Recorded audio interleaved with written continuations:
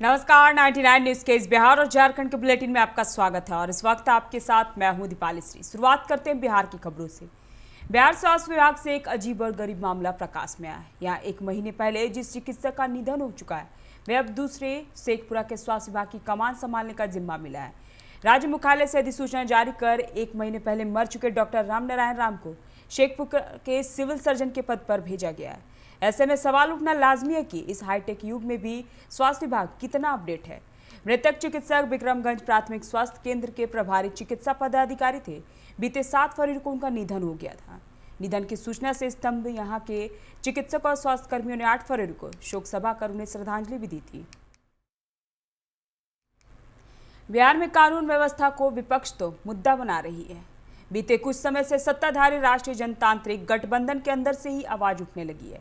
ताजा मामला भारतीय जनता पार्टी के सीतामढ़ी से विधायक मिथिलेश कुमार के बयान का है, जिसमें उन्होंने अपने क्षेत्र में बढ़ते अपराध को लेकर चिंता प्रकट की है। इतना ही नहीं, उन्हें बिहार में दोबारा जंगल राज की आहट सुनाई दे रही है। मिथिलेश कुमार इसके पहले भी बिहार में बिगड़ती कानून व्यवस्था को लेकर चिंता प्रकट कर चुके हैं। उसके अलावा बीजेपी के प्रदेश अध्यक्ष डॉक्टर संजय जायसवाल सहित बीजेपी के कई अन्य नेता भी कानून व्यवस्था के मुद्दे पर नीतीश सरकार को कटघरे में खड़ा कर चुके हैं। सभी ने मुख्यमंत्री से स्थिति में सुधार की मांग की है। दूसरी ओर एनडीए में बीजेपी के सहयोगी जनता दल यूनाइटेड के नेताओं ने बिहार में कानून का राज होने की बात कही है।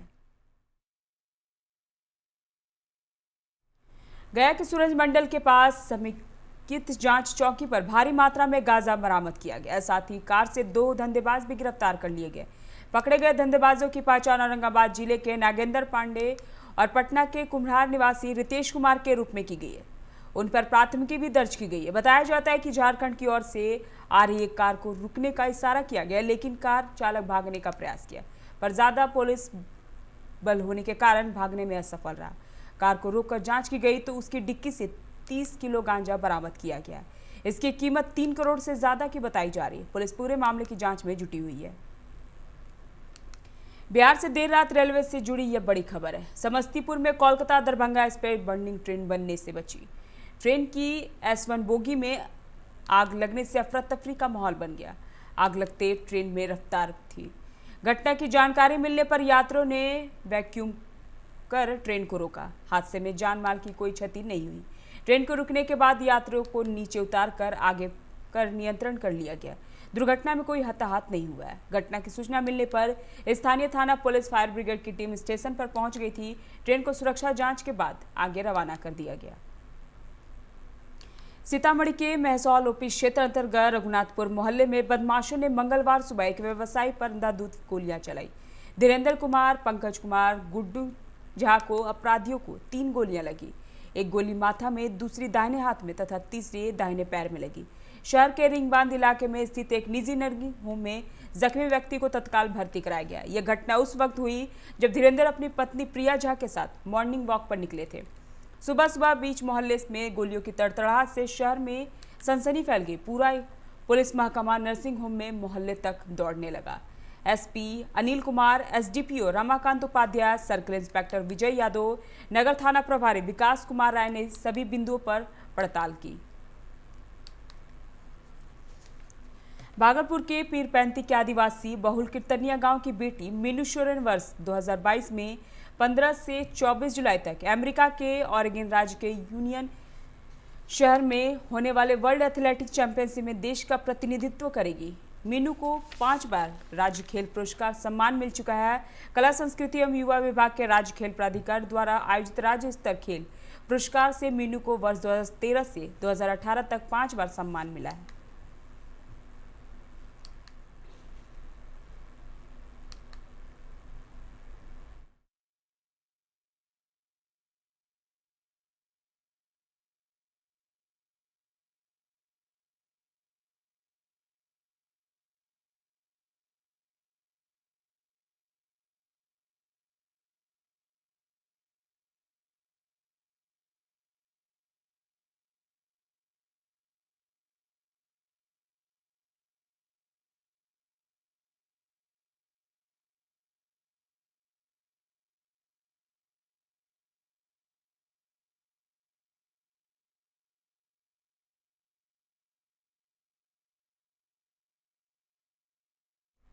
झारखंड हाईकोर्ट के chief justice doctor Ravi Ranjan व जस्टिस एसएन प्रसाद की खंडपीठ में दल बदल मामले में बाबूलाल मरांडी की ओर से दाखिल याचिका पर सुनवाई हुई। इस दौरान विधानसभा स्पीकर की ओर से अदालत से समय दिए जाने की मांग की गई। इस पर अदालत ने नाराजगी जताते हुए कहा कि इस मामले में आपकी ओर से सुप्रीम कोर्ट में याचिका दाखिल कर जल्द से जल्द सुनवाई की मांग की जाती है और हाईकोर्ट में सुनवाई के दौरान समय की गुहार लगाई जा रही है। हालांकि अदालत ने विधानसभा स्पीकर को 6 अप्रैल तक का समय दिया है। भारतीय क्रिकेट टीम के पूर्व तेज गेंदबाज जहीर खान मंगलवार को झारखंड के प्रसिद्ध सिद्धपीठ छिन्नमस्तिका मंदिर पहुंचे। यहां पत्नी सह बॉलीवुड एक्ट्रेस सागरिका घाटे के संग उन्होंने पूजा अर्चना की। मंदिर पहुंचने के बाद मंदिर के पुजारी छोटू पंडा असीम पंडा ने दोनों को पूजा अर्चना कराई। मौके पर जहीर खान व सागरिका घाटके ने सुरक्षा सूत्र भी बंधवाया। इस दौरान जैसे ही क्रिकेट प्रेमियों को पूर्व तेज गेंदबाज के आने की सूचना मिली, उनकी झलक पाने की बेताब दिखे। मंदिर परिसर में फैंस का जमावड़ा लग गया। जहीर खान ने पूजा अर्चना के बाद मंदिर के पंडा के साथ सेल्फी भी खिंचवाया।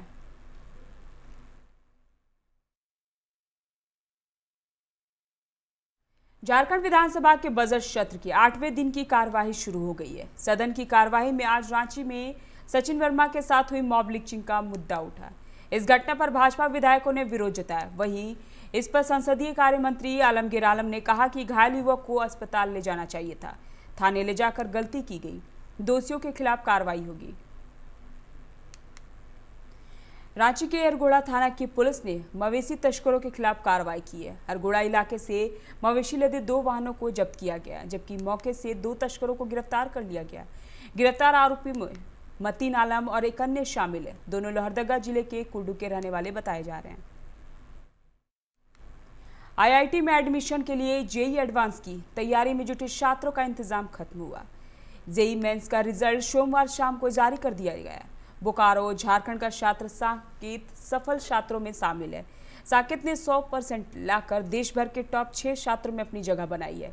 नेशनल टेस्टिंग एजेंसी द्वारा फरवरी सत्र की इस महत्वपूर्ण परीक्षा में सफल छात्रों में खुशी की लहर देखी गई। परीक्षा का रिजल्ट एनडीए के आधिकारिक वेबसाइट पर आप देख सकते हैं। बोकारो का छात्र साकेत झा देश भर के टॉप 6 में शामिल हुआ है।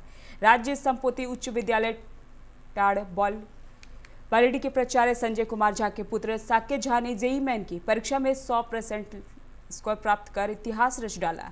दिल्ली पब्लिक स्कूल बोकारो के पूर्व छात्र साकेत ने कठिन परिश्रम, धैर्य व लगन की बदौलत यह कारनामा कर दिखाया है।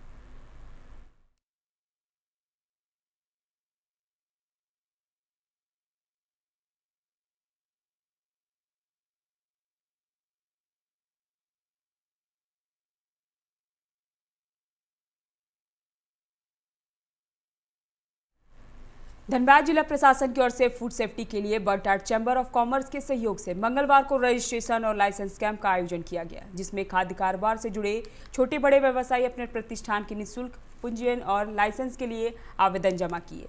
एसडीएम सुरेंद्र प्रसाद के दीप प्रज्वलित कर कैंप की शुरुआत की गई। उन्होंने बताया कि कैंप में खाद्य कारोबारी रजिस्ट्रेशन करा सकते हैं, साथ ही वह लोग लाइसेंस के लिए आवेदन भी जमा कर सकते हैं।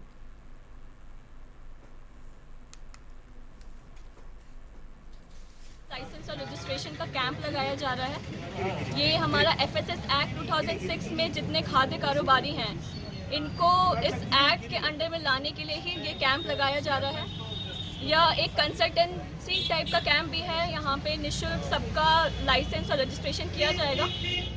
तो ऐसे व्यापारी जो कि छोटे हैं और जो अभी तक रजिस्ट्रेशन जिन्होंने नहीं लिया है, वो इस कैंप में अपना भाग लें और अपना लाइसेंस और रजिस्ट्रेशन में आ सकते हैं। राइट चैलेंज के तहत धनबाद जिले में हम लोगों ने कैंप लगाया, जहां पे रजिस्ट्रेशंस भी होने हैं और लाइसेंस के भी आवेदन आने हैं। तो ये पहली बार हम लोगों ने यहाँ पे कैंप के माध्यम से शुरू किया कि ताकि छोटे दुकानदार भी हमारे फूड सेफ्टी की तरफ रजिस्टर्ड हो जाए, उनकी भी कुछ रजिस्ट्रेशन हो जाए। तो आज हम लोगों ने पहला कैंप आपका बरटान में लगाया है। इसी तरह हम लोग कई वेन्यूज़ डिसाइड किए हुए जो आने वाले दिनों में हम लोग चेंज करते रहेंगे। पर्पस ये है कि पहले तो जो भी फूड सेफ्टी के हमारे नॉर्म्स हैं, तो रजिस्ट्रेशन के बाद वैसे दुकानदार लोग हमारे उस फूड सेफ्टी के नॉर्म्स को पालन करेंगे। हम लोग बार बार में उसका रैंडमली जांच भी करते रहेंगे। दूसरा, व्यापारियों के लिए भी सुविधा होगी कि उनकी एक पहचान पत्र हो जाएगी, उनकी पहचान होगी कि सर हम लोगों ने रजिस्ट्रेशन कराया है, तो वो भी नगर निगम कार्यालय में मंगलवार को वार्ड संख्या 20 के लोगों ने नगर आयुक्त को एक ज्ञापन सौंपा है, जिसमें उन्होंने कहा कि गर्मी का मौसम आते ही मच्छरों का प्रकोप पूरे शहर में बढ़ गया है, लेकिन निगम सेलेक्टिव जगह पर दिखावे की फॉगिंग कर रहे हैं, जिसमें केमिकल काफी निम्न स्तर का है। इससे मच्छरों की संख्या घटने के बजाय बढ़ जाती है। वहीं वार्ड संख्या 20 के झाड़ूडी और काली मंदिर जैसे इलाके में नालियां बदबू दे रही है तथा सड़कों की स्थिति पूरी तरह खस्ता हाल है, जिससे अविलंब निर्माण की जरूरत है।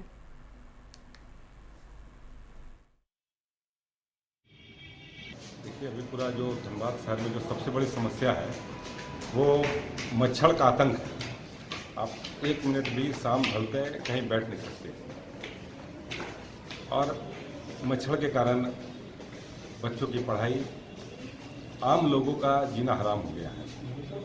और नगर निगम द्वारा कुछ सेलेक्टेड क्षेत्र में फॉगिंग मशीन से छिड़काव हो रहा है। वो भी जस्ट मुंह दिखाओ वाला बात होता है कि कहाँ कुछ खास लोग के लिए किया जाता है और उसमें केमिकल ऐसा है कि और मच्छर को लगता बल मिल जाता है उस केमिकल से। तो मुझे लगता है कि केमिकल का जो क्वालिटी है वो बहुत निम्न स्तर का है। एक तो क्वालिटी पर ध्यान देना पड़ेगा, उसको अच्छी क्वालिटी का केमिकल के साथ पूरे शहर में हम लोग फॉगिंग का मांग करते हैं। झरियापुर नवास विकास प्राधिकार के कार्यालय में बलियापुर बेलगड़िया टाउनशिप से पहुंचे लोगों ने बकाया भुगतान की मांग को लेकर हंगामा किया।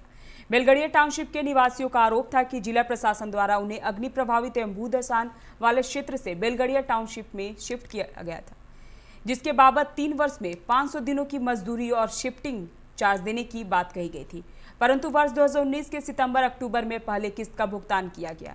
उसके बाद से विभाग के अधिकारी टाल मटोल वाला रवैया अख्तियार कर लिए हैं। मौके पर प्रभारी ने लोगों को आश्वस्त किया कि उनकी समस्याओं का निराकरण जल्द कर लिया जाएगा। सर, अगस्त महीना में भारी बरसात में सर वहाँ पर डीसी के द्वारा मीटिंग किया कि डीसी एसडीओ हम लोग शिफ्टिंग करवाने के लिए बहुत एड़ी जोर लगा दिया था और हम लोग एक बोली पर जो आज हम लोग की बात सुनते, हम लोग 3 लड़का आके थे सर, वहाँ के थे, हम थे शिवदया शंकर था, हम लोग सबको उठा कर लाए, किसी कुछ बोलने वाला नहीं दिए थे कि आप लोग चलिए। डीसी साहब से बात हो चुका है, जैसे जैसे बात बोले थे कि आप जाइए वहाँ शिफ्टिंग का पैसा हाथों हाथ मिल जाएगा। इसके बाद 2 साल के अंदर 500 दिन का मिनिमम वेज जो मिलना चाहिए वो भी आप लोग को मिल जाएगा। लेकिन सर आज 5 साल होने को है, एक किस्त मिला शिफ्टिंग का हम लोग वो दौड़ने के बाद करीब 1 साल बाद ही मिला वो भी, और 2019 को मिला हम लोग का आपका एक किस्त अलाउंस का, ये मिनिमम वेज का, और बाकी पूरा बाकी है सर। आरोप संगीन है कि बात सही बात नहीं है, क्योंकि कुछ लोगों का पेमेंट हुआ है, पूर्व में भी पेमेंट हुआ है, इनका किस्त वाइज पेमेंट किया जाना था। अब हम भी यहाँ पे नए ही ज्वाइन किए हैं, इस मैटर को हम भी जल्द टेकअप कर रहे हैं, देख लेते हैं कि क्या इन लोगों का पेमेंट बकाया है और इन लोग की क्या समस्याएं हैं, क्यों पेमेंट नहीं हो पाया है, और कोशिश रहेगा मेरा कि जितना जल्दी इन लोगों का पेमेंट बकाया है। अभी किस बिहार और झारखंड के बुलेटिन में फिलहाल इतना ही। अब बने रहिए 99 न्यूज़ के साथ। नमस्कार।